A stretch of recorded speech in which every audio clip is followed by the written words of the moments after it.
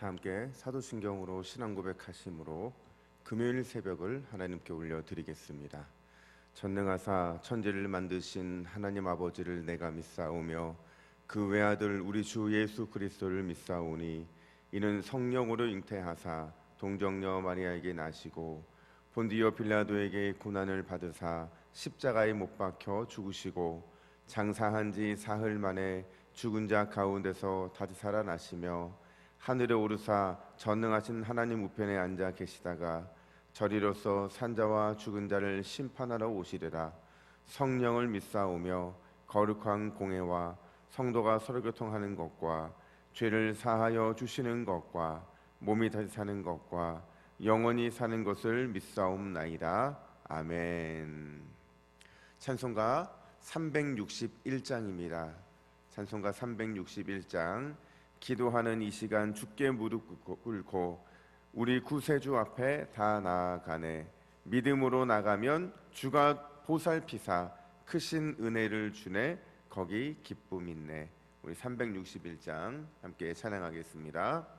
기도하는 이 시간 주께 무릎 꿇고 우리 구세주 앞에 다 나아가네. 믿음으로 나가면 주가 보살피사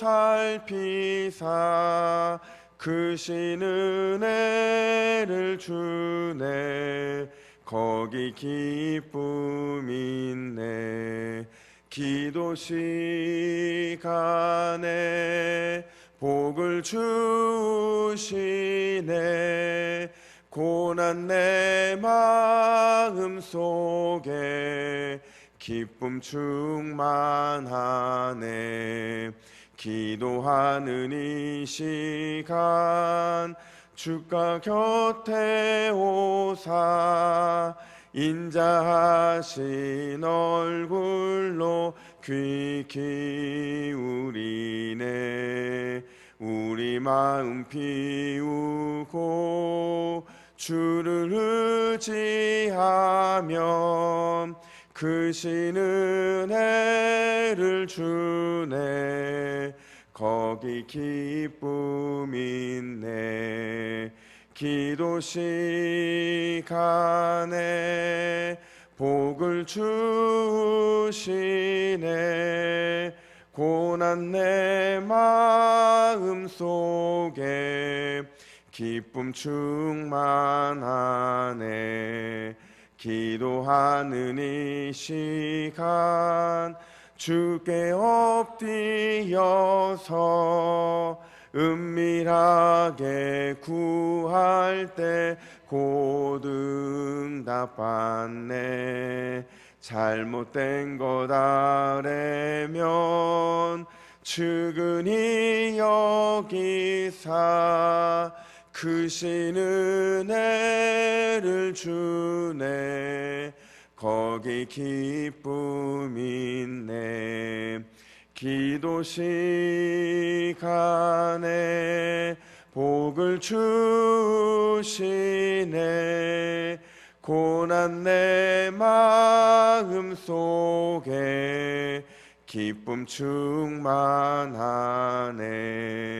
기도하는 이 시간 주를 의지하고 크신 은혜 구하면 곧 받으리라. 의지하는 마음에 근심 사라지고 크신 은혜를 주네. 거기 기쁨 있네. 기도 시간에 복을 주시네. 고난 내 마음 속에 기쁨 충만하네. 할렐루야. 기도 시간에 주께서 넘치도록 복을 주실 줄로 믿습니다. 아멘. 이 시간 말씀을 받겠습니다. 이 복된 시간에 주시는 하나님의 말씀은 누가복음 11장 1절에서 13절까지의 말씀입니다.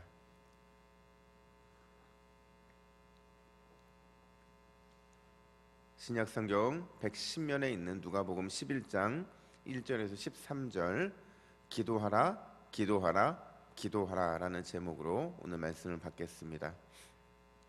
1절부터 교독해 읽습니다.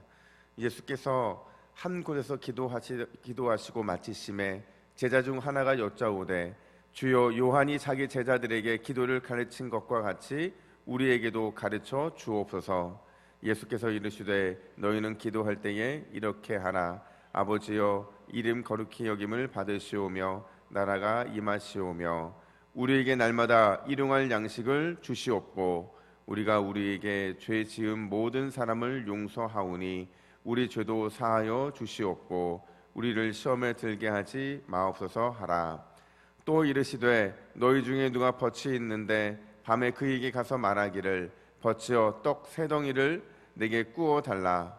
내 덫이 여행 중에 내게 왔으나 내가 먹일 것이 없노라 하면 그가 안에서 대답하여 이르되 나를 괴롭게 하지 말라. 문이 이미 닫혔고 아이들이 나와 함께 침실에 누웠으니 일어나 내게 줄 수가 없노라 하겠느냐. 내가 너희에게 말하노니 비록 벗됨으로 인하여서는 일어나 주지 아니하실지라도 그 간청함을 인하여 일어나 그 요구대로 주리라. 내가 또 너희에게 이르노니 구하라 그리하면 너희에게 주실 것이요 찾으라 그러면 찾아낼 것이요 문을 두드리라 그러면 너희에게 열릴 것이니 구하는 이마다 얻을 것이요 찾는 이는 찾아낼 것이요 두드리는 이에게는 열릴 것이니라. 너희 중에 아버지 된 자로서 누가 아들이 생선을 달라 하는데 생선 대신에 뱀을 주며 알을 달라 하는데 정갈을 주겠느냐. 함께 읽습니다. 너희가 악할지라도 좋은 것을 자식에게 줄 줄 알거든 하물며 너희 하늘 아버지께서 구하는 자에게 성령을 주시지 않겠느냐 하시니라. 아멘. 김장원 목사님의 아들이면서 또 수원에 있는 중앙기도학교의 교목이신 김요셉 목사님이 쓰신 책 중에 삶으로 배우는 것만 남는다라는 책이 있습니다. 이 책에 이런 예화가 등장을 하는데 그 딸 샤론이라고 있는데 이 아이가 가출을 좀 자주 했대요. 근데 그날도 이제 가출을 하려고 짐을 싸는 게 목사님의 눈에 딱 비친 거예요. 그러니까 가출을 하려는 이 딸을 보니까 마음이 너무 속상하잖아요. 그래서 하나님께 하나님 도대체 저에게 무엇을 원하십니까? 이렇게 기도를 했더니 하나님께서 딸과 함께 하라는 마음을 주셨대요. 그래서 그냥 하루 종일 딸만 따라다니는 거예요. 딸은 아버지가 따라다니는 걸 알면서도 그렇게 여기저기 막 쏘아다닌다는 거죠. 뭐 택시를 탈 때도 버스를 타기도 하고 늘 이렇게 그러니까 늘 함께하지 못했는데 그날만큼은 버스도 같이 타고 택시도 타고 또 심지어 강원도를 가는 이 티켓을 끊어서 그냥 대합실에서 하루 종일 이렇게 앉아 있는 거예요. 그 딸은 귀에 이어폰을 꽂고 집 나가는 아이니까 그 마음 결단을 했으니까 얼마나 자기가 하고 싶은 일들을 많이 하고 싶었겠어요. 그렇게 밤 11시까지 함께 있었는데 단 한마디도 하지 않았대요.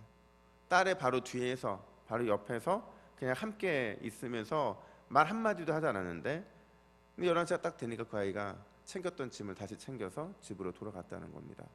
그리고 그 뒤로 단 한 번도 지금까지 가출을 한 적이 없다는 거예요. 그러니까 목사님은 딸을 통해서 늘 우리 자신이 영적인 가출을 하는 사람들이라는 거예요. 영적 가출을 하는 우리를 하나님이 어떻게 대하시는지 그 삶을 통해서 본인이 깨닫게 되었다라는 겁니다. 여러분, 삶으로 배운 것만 남는다는 이 말은 때로는 참 우리에게 도전이 되는 것이기도 하지만 또 반대로 참 무서운 말이기도 한 것 같아요. 하나님이 우리의 삶을 통해서 모든 것 하나하나를 우리 자녀들에게 보여주시고 우리의 삶의 하나하나를 통해서 우리 성도들에게 보여주셔서 때로는 좋은 롤모델이 되기도 하고 또 때로는 좋지 못한 역할로 쓰임받기도 하기 때문에 그렇다는 겁니다.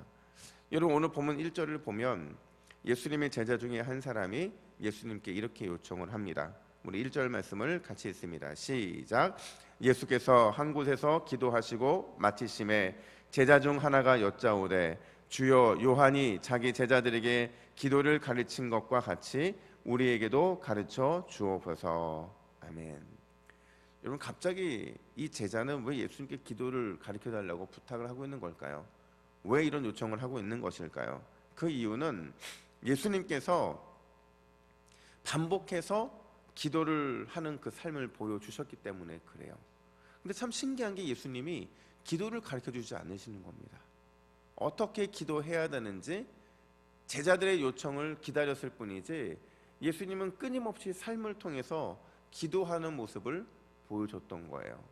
근데 왜 사실은 유대인들에게서 기도한 이 습관은 하루에 그들에게는 정해져 있는 기도의 시간들이 있었거든요.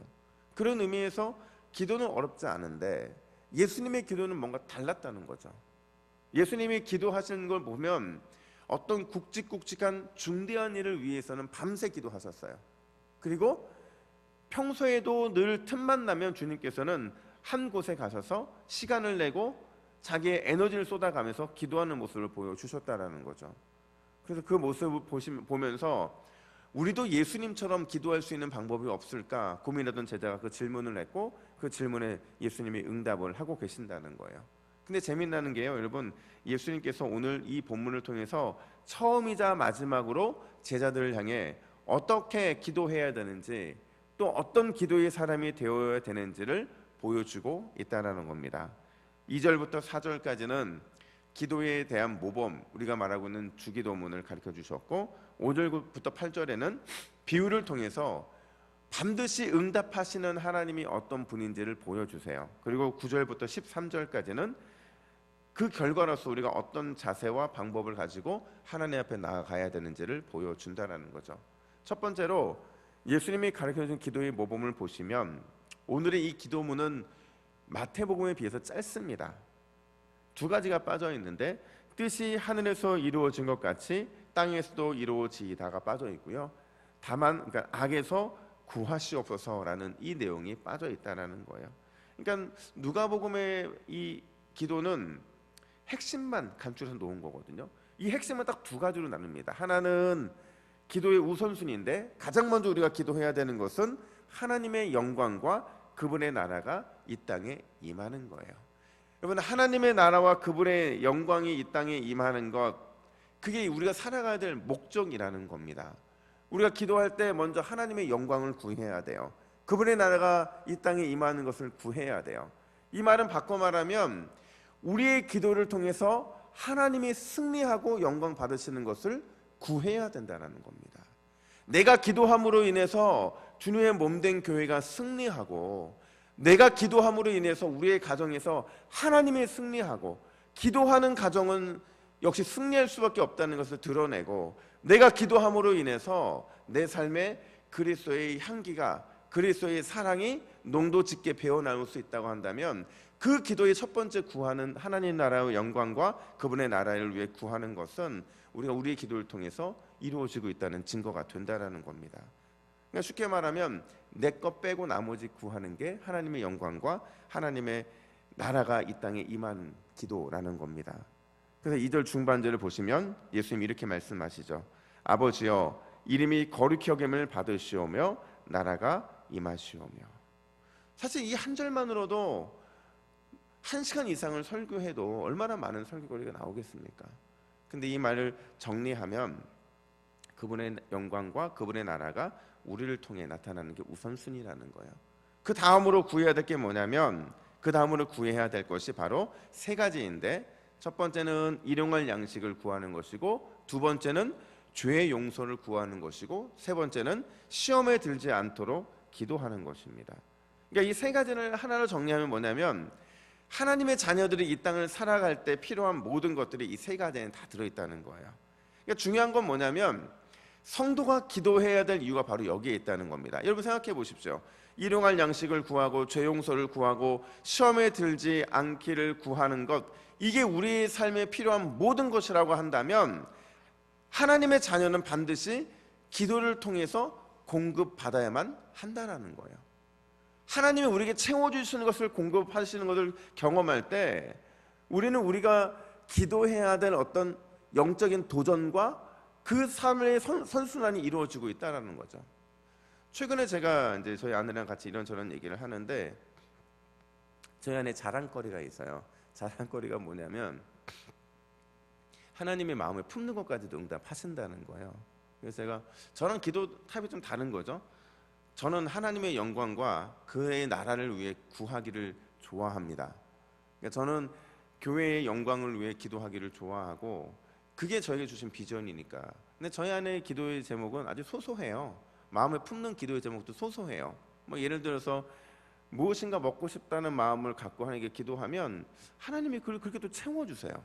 그것도 넘치도록 채워주신다는 거예요. 저한테 자랑을 해요. 하나님이 어떻게 채워주셨는지를 자랑합니다. 근데 저는 그것보다 저한테 더 많이 막 눈에 들어오는 것은 제가 기도할 때마다 하나님이 정말 놀랍도록 응답하시는 것들이 있거든요. 제가 지금 말할 수는 없어요. 왜냐하면 지금 말하면 이게 김 빠져서. 근데 기도할 때마다 하나님께서 정말로 하나하나 부어주시는 것들이 경험되어지는데 제가 동부교회를 왜 사랑할 수밖에 없냐면 이 교회가 누군가의 기도로 많이 쌓여있는 교회예요. 정말로. 그러니까 그 기도의 편승에 저는 올려드릴 뿐입니다. 근데 기도를 하면 하나님께서 기도의 제목 부어주실 때마다 이 기가 막힌 응답을 주시거든요. 그게 조금 더디 가는 것 같지만 반드시 응답을 주세요. 그래서 제가 우리 교회에 대해서 이 소망을 갖는 게 기도로 쌓여있는 교회는 반드시 이 잠재력 포텐이 터질 수밖에 없거든요. 근데 문제는 그 기도가 끊이지 않는 겁니다. 여러분 우리가 하나님 앞에서 기도할 때 이 하나 응답을 받잖아요. 그럼 또 기도하고 싶어져요. 또 그 응답을 받잖아요. 또 기도하고 싶어져요.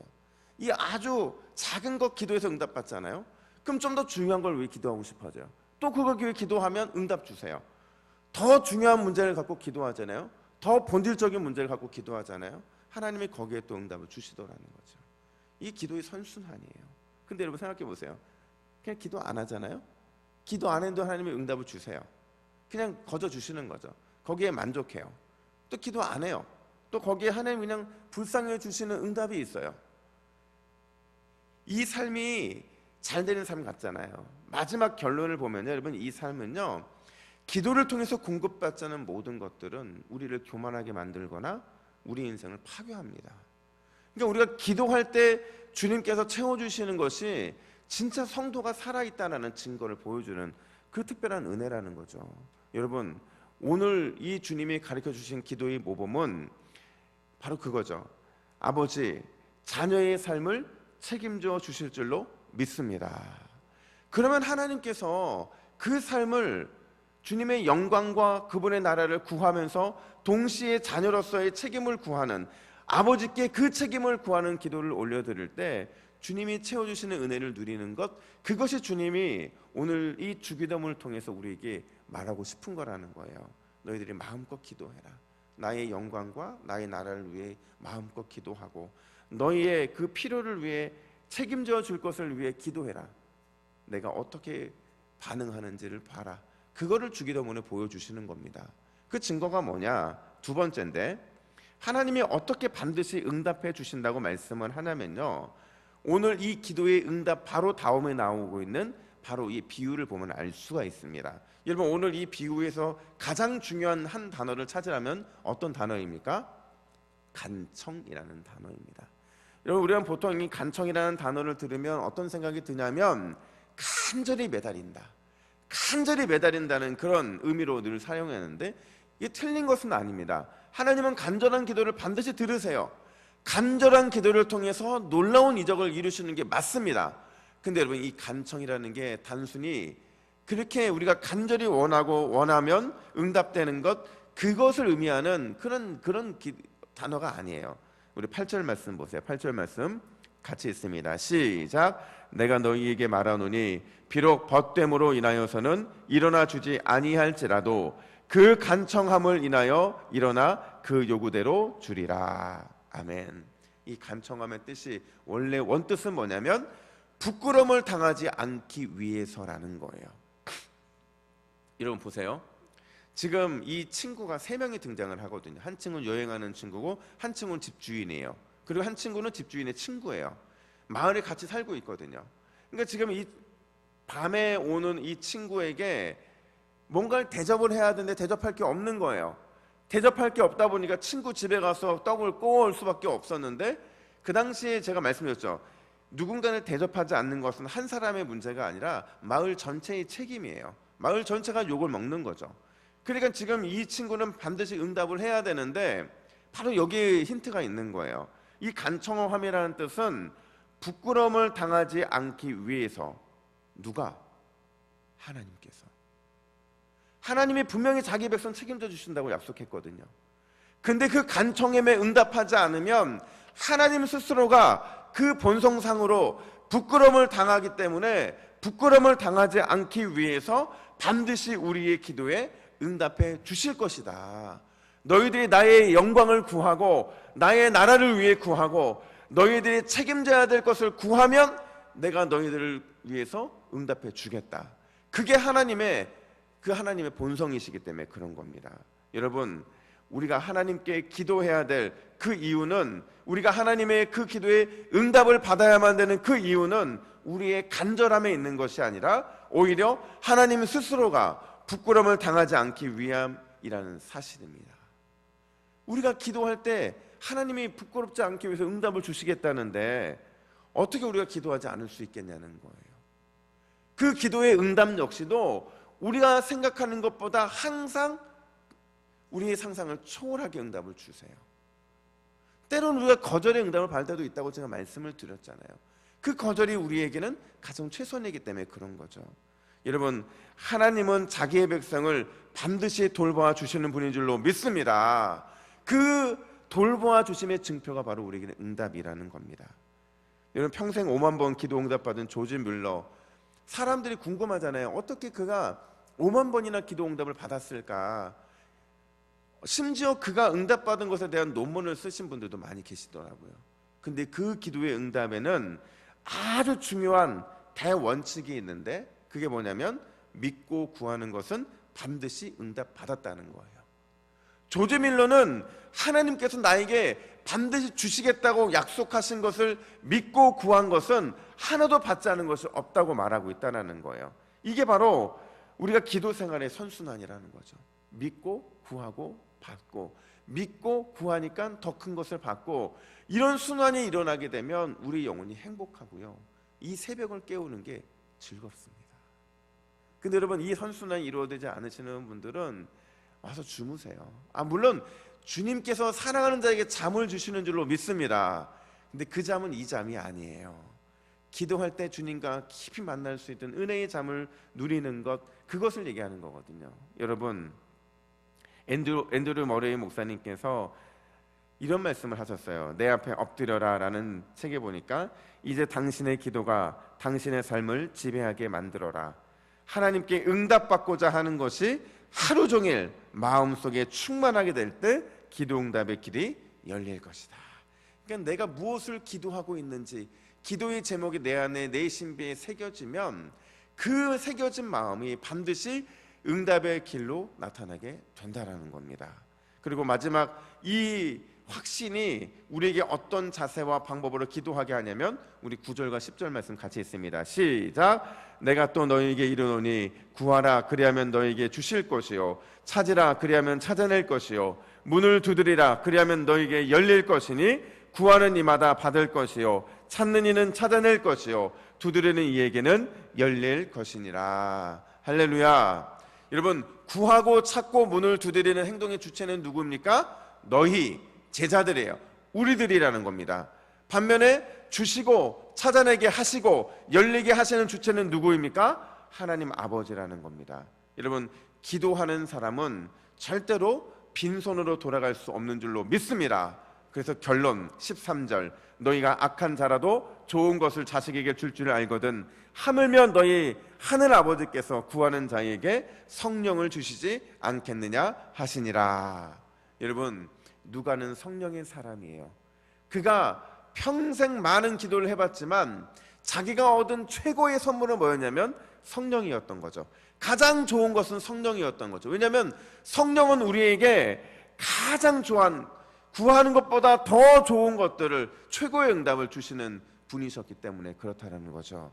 오늘 이 새벽에 하나님의 영광과 그분의 나라를 구할 때, 또 우리의 삶을 책임져 주시는 하나님을 굳게 믿고 그 응답을 굳게 믿고 기도할 때 오늘 최고의 것, 최고의 응답이 성령님을 통해서 우리에게 주어질 줄로 믿습니다.